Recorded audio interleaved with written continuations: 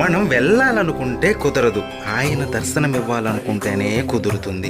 ఎంతోమంది వెళ్ళి దర్శనం కాకుండా కూడా తిరిగి వచ్చి ఉంటారు. మీకు రహస్యం చెబుతాను, వినండి.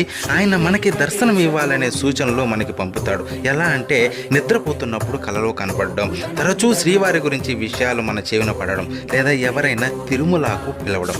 ఈ విధమైన సంకేతాలు కనబడితే వెంటనే బయలుదేరండి కొండకి. కానీ ఒక్క విషయం, అక్కడ మనం దర్శించుకునేది మామూలు విగ్రహం కాదు, సకల జగత్తును నడిపే శక్తి స్వరూపం, బ్రహ్మాది దేవతలు దర్శించుకునే విరాట్ స్వరూపం అది. విగ్రహ రూపంలో కనిపించి భ్రమింపజేసే శ్రీవారి రూపం అది. చక్రవర్తులు, సామంతులు ఆయన దర్శనం కోసం బంగారు వాకిలి ముందు పడిగాపులు కాశారు.